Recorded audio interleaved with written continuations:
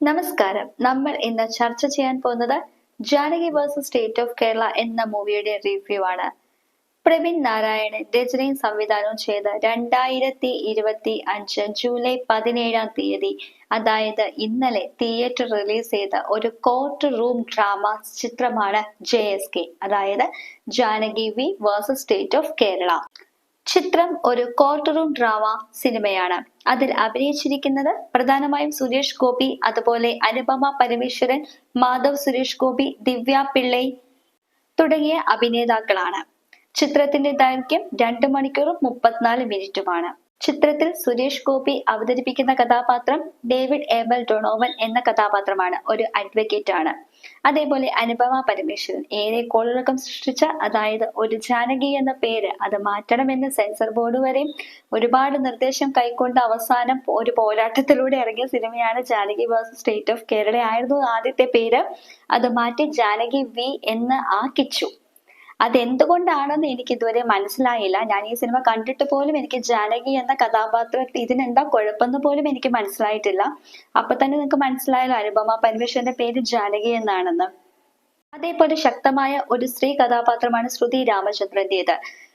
സിനിമയുടെ സെക്കൻഡ് ഹാഫിലാണ് ശ്രുതി രാമചന്ദ്രൻ രംഗപ്രവേശം ചെയ്യുന്നത്. അതും ഒരു അഡ്വക്കേറ്റ് ആണ്. ഡേവിഡ് ഏബൽ ടൊണോവന്റെ പെങ്ങൾ, അതായത് അനിയത്തിയായിട്ടാണ് ശ്രുതി രാമചന്ദ്രൻ ഈ സിനിമയിൽ അഭിനയിക്കുന്നത്.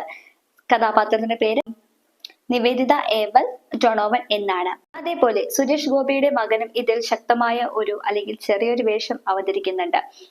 മാധവ് സുരേഷ് ഗോപി ഇതിൽ അവതരിപ്പിക്കുന്ന കഥാപാത്രമാണ് നവീൻ മാത്യൂസ് എന്നുള്ളത്. ഇനി നമുക്ക് സിനിമയിലേക്ക് കടക്കാം. ഏറെ കോളിളക്കം സൃഷ്ടിച്ച ഒരു കേസിന്റെ തുടക്കമാണ് ഈ ചിത്രത്തിന്റെ തുടക്കവും. നിങ്ങൾ ആരും മറന്നിട്ടുണ്ടാവില്ല, ഫ്രാൻസിസ് മുളയ്ക്കൽ എന്നാണ് ഇതിലെ നാമധേയമെങ്കിലും യഥാർത്ഥ പേര് ഫ്രാങ്കോ മുളയ്ക്കൽ എന്നാണ്. ഒരു ശ്രമണിന കന്യാസ്ത്രീയെ പീഡിപ്പിച്ചു എന്ന പരാതി, അതിൽ നിന്ന് തുടങ്ങിയതാണ് ഫ്രാങ്കോ മുളയ്ക്കലിന്റെ കേസ്. ആ ഫ്രാങ്കോ മുളയ്ക്കലിനെതിരെ വാദിക്കുന്നത് നമ്മുടെ ഡേവിഡ് ഏബൽ ഡൊണോവൻ ആണ്. ആ ഡേവിഡ് ഏബൽ ഡൊണോവനെ പള്ളിയിലച്ഛന്റെ കൂട്ടായ സമിതി വന്ന് സംസാരിച്ച് പ്രലോഭിപ്പിച്ച് ആ കേസിൽ നിന്ന് പിന്തിരിപ്പിക്കാൻ നോക്കുന്നതാണ് തുടക്കം. സുരേഷ് ഗോപിക്ക് ഇതിൽ കിട്ടുന്ന ഏറ്റവും നല്ല ഇൻട്രോയാണ് ഈ scene. Real name Franco Mulakkal എന്നാണെങ്കിലും അതേപോലെ സിനിമയിൽ ആവർത്തിക്കാൻ പറ്റാത്തതുകൊണ്ട് ചെറിയൊരു പൊടിപ്പും തൊങ്ങലുമായിട്ട് വ്യത്യാസപ്പെടുത്തി ഫ്രാൻസിസ് മുളയ്ക്കൽ എന്നാണ് സിനിമയിൽ കാണിക്കുന്നത്. ഇനി ഈ പള്ളിയിലച്ഛന്റെ ഈ കേസും ഈ സിനിമയും തമ്മിൽ എന്താണ് ബന്ധമെന്ന് ചോദിച്ചാൽ, അതായത് ഈ ഒരു കേസ് വാദിക്കാൻ വരുമ്പോൾ അതിന് എതിരെ, അതായത് ഇദ്ദേഹം വാദിക്കാതിരിക്കാനായിട്ട് കുറച്ച് പൊളിറ്റിക്കൽ ലീഡേഴ്സും പോലീസിലെ ഉന്നത ഉദ്യോഗസ്ഥരും ഒരു ടൈഅപ്പ് നടത്തുന്നു. ഇദ്ദേഹത്തെ വാദിക്കാതിരിക്കാനായിട്ട് ഒരു കോടതിയുടെ ഒരു തുറന്ന അന്തരീക്ഷത്തിൽ ലാത്തി ചാർജും മനഃപൂർവ്വമായിട്ടുള്ള ഒരു തിക്കിത്തിരക്കിലും, സാധാ ഒരു ക്ലീശേ, ഒരു കൊലപാതകം അല്ലെങ്കിൽ ഒരു മരണം, തട്ടിട്ടറിഞ്ഞ് വീണും ഒരു മരണം സംഭവിക്കുന്നു. അത് തന്നെയാണ് ഇതിലും ഉണ്ടായത്. അങ്ങനെ അവിടെ ഒരു മരണം സംഭവിച്ചിരിക്കുന്നു. അത് പോസ്റ്റ്മോർട്ടം ചെയ്യാനായിട്ട് ഹോസ്പിറ്റലിൽ കൊണ്ടുപോകുന്നു. അപ്പോഴാണ് നമ്മുടെ നായികയായിട്ടുള്ള അനുപമയുടെ പോലീസ് സ്റ്റേഷനിലേക്കുള്ള എൻട്രി. അനുപമ എന്ന ക്യാരക്ടർ ഫസ്റ്റ് കാണിക്കുന്നതും ഇതേ സീനിലൂടെ തന്നെയാണ്. ഒരു പരാതി അവതരിപ്പിക്കാനായിട്ട് പോലീസ് സ്റ്റേഷനിലേക്ക് വരുന്ന പെൺകുട്ടി അവിടെ ടിവിയിൽ തന്റെ അച്ഛന്റെ മരണ വാർത്ത കണ്ട് തല കറങ്ങി വീഴുന്നതാണ് ഇതിലെ രംഗം. അങ്ങനെ തലകറങ്ങി വീണിട്ട് അനുപമയെ ഹോസ്പിറ്റലിലേക്ക് കൊണ്ടുപോകുന്നു. അങ്ങനെ ഹോസ്പിറ്റലിലേക്ക് കൊണ്ടുപോകുമ്പോഴാണ് അവിടുത്തെ ഡോക്ടറിനെ കാണുമ്പോഴാണ് അറിയുന്നത് അവള് ക്രൂരമായ ഒരു റേപ്പിന് ഇരയായിരിക്കുന്നു എന്നുള്ളത്. തുടർന്ന് അവളുടെ മൊഴിയെടുക്കുന്നു, അതേപോലെ കേസ് അന്വേഷിക്കുന്നു. അങ്ങനെ കേസ് കോടതിയിലെത്തുന്നു.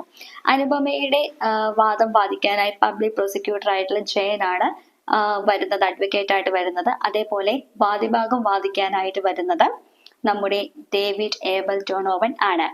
അങ്ങനെ കേസ് അന്വേഷിക്കുന്നു, വാദിക്കുന്നതിന്റെ ഇടയിൽ തെളിവുകളുടെ അഭാവം കൊണ്ട് അനുപമ കേസിൽ നിന്ന് തോക്കുകയാണ് ചെയ്യുന്നത്. അതായത് അനുപമയെ പീഡനത്തിന് ഇരയാക്കി എന്ന് പറഞ്ഞ് പോലീസ് കണ്ടുപിടിച്ച പ്രതികൾ തെളിവുകളില്ല എന്ന ധാരണയിൽ ആ കോടതിയിൽ നിന്നും അവർക്ക് ജാമ്യം അനുവദിക്കുകയും കോടതിയെ കബളിപ്പിച്ചു അല്ലെങ്കിൽ തെറ്റായ നിർദ്ദേശം നൽകി കോടതിയെ തെറ്റിദ്ധരിപ്പിച്ചു എന്ന പേരിൽ അനുപമയ്ക്ക് കടുത്ത ഒരു മാനനഷ്ടവുമാണ് അതിൽ നേരിടേണ്ടി വരുന്നത്. അങ്ങനെ തന്റെ അച്ഛന്റെ മരണത്തിന് കാരണക്കാരായ ആ പോലീസുകാരൻ അനുപമയെ തിരഞ്ഞു വരുന്നു, മാപ്പ് അപേക്ഷിക്കുന്നു. പക്ഷെ അനുപമയ്ക്ക് അന്നൊരു ദേഷ്യമായ കാരണം അയാളെ നോക്കിയില്ല. പക്ഷേ തന്റെ ഈ സാഹചര്യം മനസ്സിലാക്കിയപ്പോൾ അനുപമയോട് ആ ഒരു പോലീസ് ഉദ്യോഗസ്ഥൻ, അദ്ദേഹം നമ്മുടെ ആസിഫ് അലിയുടെ അനിയൻ അഷ്കർ അലിയാണ്, ആ അഷ്കർ അലി പറയുന്നു നമുക്കൊരു അപ്പീലിന് പോകാമെന്ന് പറയുകയും ആ ഒരു ബേക്കറിയിൽ തന്റെ മുഖത്ത് സ്പ്രേ അടിച്ചിട്ടാണ് തന്നെ പീഡിപ്പിച്ചത് എന്ന് പറയുമ്പോൾ അവിടുത്തെ CCTV ദൃശ്യങ്ങൾ, അടുത്ത കടയിലെ CCTV ദൃശ്യങ്ങൾ അഷ്കർ അലി കളക്ട് ചെയ്യുകയും അത് ചെക്ക് ചെയ്യുകയും തുടർന്നിട്ടാണ് ആ ഒരു സമയത്ത്, അതായത് 9:45 ടൈമിൽ ആ ഒരു ബേക്കറി ഓപ്പൺ അല്ല എന്ന് അവര് വാദിച്ചതിനെ തുടർന്നാണ് വാദിഭാഗത്തിന് ജാമ്യം കിട്ടുകയും അനുപമയുടെ കേസ് തള്ളിപ്പോവുകയും ചെയ്തത്. എന്നാൽ അതിലൂടെ സഞ്ചരിച്ച ഒരു വണ്ടിയുടെ വെളിച്ചത്തിൽ ആ ഒരു കടയിലെ, അതായത് ആ ബേക്കറിയിലെ ഒരു റിഫ്ലക്ഷൻ അതിൽ പതിക്കുകയും ആ ക്യാമറ അത് റെക്കോർഡ് ആവുകയും ചെയ്തത് കൂടിയാണ് 9:45-നും 10:15-നും ആ ബേക്കറി ഓപ്പൺ ആയിരുന്നു എന്ന് കണ്ടെത്തുന്നത്. രണ്ടാമത്തെ, അതായത് സെക്കൻഡ് ഹാഫിലാണ് ശ്രുതി രാമചന്ദ്രൻ അവതരിക്കുന്നത്. ശ്രുതി രാമചന്ദ്രൻ നമ്മുടെ അനുപമയുടെ രണ്ടാമത് വക്കീലായിട്ടാണ് ചിത്രത്തിൽ വരുന്നത്. അതുപോലെ തന്നെ ഡേവിഡിന്റെ അനിയത്തിയുമാണ്. നിവേദിത എന്നാണ് ക്യാരക്ടറിന്റെ പേര്. നിവേദിത വാദിക്കുന്നു. അങ്ങനെ അനുപമയ്ക്ക് നീതി ലഭിക്കുന്നു. അതോടൊപ്പം കുറ്റവാളിയുടെ കുറ്റവും തെളിയുന്നു. അതോടുകൂടി തന്നെ കേസ് ഏറെക്കുറെ അവസാനിച്ചു. പക്ഷേ എനിക്ക് അവസാന ഭാഗം എനിക്ക് ഒട്ടും തൃപ്തികരമായിരുന്നില്ല. കാരണം ഈ കേസ് അവസാനിക്കുമ്പോൾ അനുപമ ഗർഭിണിയായിരുന്നു. 7 മാസം പ്രായമായിട്ടുള്ള ഒരു കുഞ്ഞ് അനുപമയുടെ ഉദരത്തിൽ വളരുന്നുണ്ടായിരുന്നു. എല്ലാം പോകട്ടെ, അവസാനം പറയുന്ന ഒരു ഡയലോഗ് ഉണ്ട്, ആ കുഞ്ഞിന്റെ പിതൃത്വം കൂടി ഈ സർക്കാർ ഏറ്റെടുക്കണമെന്ന്. ഇത് തീർത്തും എന്റെ വ്യക്തിപരമായിട്ടുള്ള അഭിപ്രായമാണ്. ഇതിൽ യോജിക്കുന്നവർക്ക് യോജിക്കാം, എതിർക്കുന്നവർക്ക് എതിർക്കാം. എനിക്കൊരൊറ്റ കാര്യമാണ് പറയാനുള്ളത്. താൻ പീഡിപ്പിക്കപ്പെട്ടു, അപ്പോൾ അടുത്തൊരു പോസിബിലിറ്റി ഗർഭിണിയാകാനുള്ള ചാൻസ് ആണ്. ആ ഗർഭിണിയാകാനുള്ള ചാൻസ് തനിക്ക് വേണ്ടാത്ത ഒരു കുഞ്ഞിനെ താൻ എന്തിനു വളർത്തുന്നു എന്ന് തന്നെയാണ് എൻ്റെ ഒരു ക്വസ്റ്റ്യൻ. പക്ഷെ ഇതിലെ നായിക കഥാപാത്രം, അതായത് കോടതിയിൽ ലാസ്റ്റ് അവതരിപ്പിക്കുന്ന ഒരു ഭാഗമുണ്ട്, അതായത് വക്കീൽ പറയുന്ന ഒരു ഭാഗമുണ്ട്. അവൾ എഡ്യൂക്കേറ്റഡ് ആയിട്ടുള്ള ഒരു വുമൺ ആണ്. ആ എഡ്യൂക്കേറ്റഡ് ആയിട്ടുള്ള വുമൺ ആയതുകൊണ്ട് തന്നെ അവക്ക് ആ കുട്ടീനെ വേണ്ട, പക്ഷെ അവക്ക് ആ കുട്ടീനെ കൊല്ലാനും വയ്യ. ഉത്തരത്തിലിരിക്കുന്ന കിട്ടുകയും വേണം, കഷത്തിലിരിക്കുന്ന കളയാനും വയ്യ എന്ന് പറഞ്ഞാൽ നടക്കുന്ന കാര്യമല്ലല്ലോ. നമുക്ക് വേണ്ടാത്ത ഒരു കാര്യത്തെ നമ്മൾ ഒഴിവാക്കുക എന്നതാണ് ജീവിതത്തിൽ എല്ലാവരും പഠിക്കേണ്ട ആദ്യത്തെ കാര്യം. പ്രത്യേകിച്ച് ഒരു കുഞ്ഞുണ്ടാവുക എന്നുള്ളത്. ഒരു സ്ത്രീ എന്ന നിലയ്ക്ക് അവക്കാണ്, ആ സ്ത്രീയുടെ ശരീരത്തിൽ അവൾക്കാണ് ഏറ്റവും കൂടുതൽ അവകാശം. താൻ എപ്പോൾ ഗർഭിണിയാവണം, താൻ എപ്പോൾ അമ്മയാകണം എന്ന് തീരുമാനിക്കാനുള്ള ഒരു അവകാശം പോലും ആ സ്ത്രീക്കുണ്ട്. 18 വയസ്സ് പൂർത്തിയായ ഏതൊരു സ്ത്രീക്കും താൻ ഗർഭിണിയാണ്, പക്ഷെ തനിക്ക് ആ കുഞ്ഞിനെ വേണ്ട എന്നുണ്ടെങ്കിൽ, അതിപ്പോ ലൈംഗിക അതിക്രമത്തിന് ഇടയായിട്ടാണ്, അല്ലെങ്കിൽ ഭാര്യ ഭർത്താവിന്റെ ഇടയിൽ പ്രഗ്നന്റ് ആയിട്ട് തനിക്ക് ആ കുട്ടീനെ വേണ്ട എന്ന് വെക്കുകയാണ്, അല്ലെങ്കിൽ എന്തെങ്കിലും കാരണത്തില് നിങ്ങൾക്ക് ആ കുഞ്ഞിനെ വേണ്ട എന്നുണ്ടെങ്കിൽ അത് വയ്ക്കാനുള്ള ഒരു അവകാശം നിങ്ങൾക്കുണ്ട്. പക്ഷേ നമ്മുടെ സമൂഹം, അല്ലെങ്കിൽ കുഞ്ഞുനാളിലെ മുതലേ നമ്മൾ പഠിച്ചു വന്നേക്കുന്നത് ഭ്രൂണഹത്യ പാപമാണ്. എന്തുകൊണ്ടാണ് പാപം? പ്രായപൂർത്തി ആയ ഏതൊരു സ്ത്രീക്കും, അതേപോലെ ലൈംഗിക പീഡനത്തിന് ഇരയായ ഏതൊരു സ്ത്രീക്കും തന്റെ കുഞ്ഞിനെ ഇല്ലാതാക്കാനുള്ള അവകാശം ഉണ്ട്. ഭരണഘടനയിൽ തന്നെ ഇത് പ്രതിനിധാനം ചെയ്യുന്നുമുണ്ട്. നമുക്ക് അതിലേക്ക് ഒന്ന് നോക്കാം.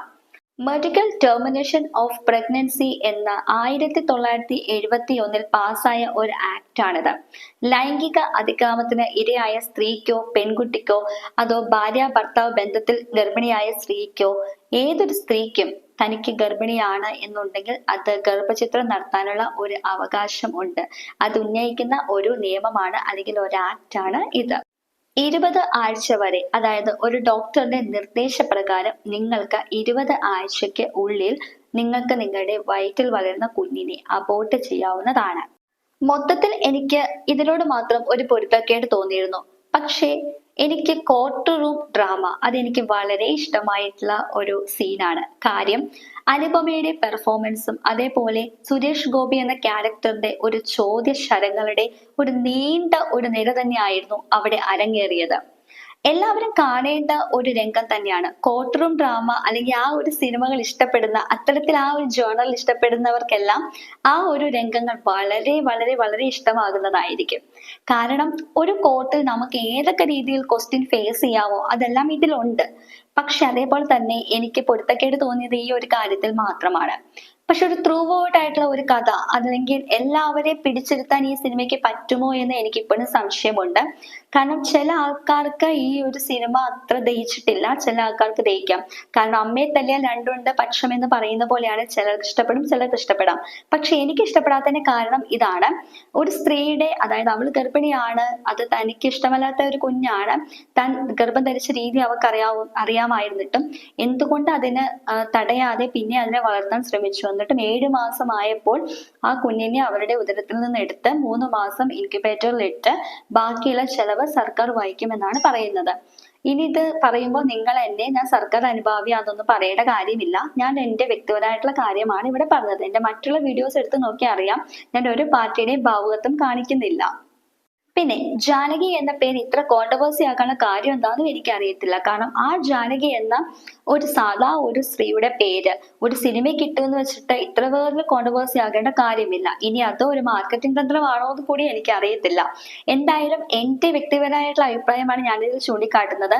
ഒരു സ്ത്രീയും നിങ്ങൾക്ക് അറിയില്ല എന്നുണ്ടെങ്കിൽ നിങ്ങൾ ഈ നിയമം എത്രയും പെട്ടെന്ന് ശ്രദ്ധിക്കേണ്ടതാണ്. 18 വയസ്സ് പൂർത്തിയായ ഏതൊരു സ്ത്രീക്കും അമ്മയാകണോ എന്ന് തീരുമാനിക്കുന്ന അവകാശം നിങ്ങൾക്ക് മാത്രമാണ്. കല്യാണം കഴിഞ്ഞു, കുറെ നാളായി, കുട്ടികളായില്ലേ, വിശേഷമായില്ലേ, സ്വാഭാവികമായിട്ട് ചോദിക്കും. അവരുടെ തിക്കും തിരക്കിലും വേണ്ടിയിട്ടല്ല നിങ്ങൾ ഫ്യൂച്ചറിൽ ഒരു ഭാവി കെട്ടി പഠിക്കേണ്ടത്. അതേപോലെ നിങ്ങൾ ലൈംഗിക പീഡനത്തിന് ഇരയായിട്ടുണ്ട്, അൺയൂഷ്വലി നിങ്ങൾ ഒരു കുട്ടിക്ക് ഒരു ജന്മം നൽകേണ്ടി വന്നിട്ടുണ്ട്, അല്ലെങ്കിൽ അതിനെ തടയാനുള്ള പോസിബിലിറ്റിയാണ് നിങ്ങൾ ആദ്യം നോക്കേണ്ടത്. മറ്റൊരു ദിവസം വേറൊരു വിഷയവുമായി വീണ്ടും കാണാം.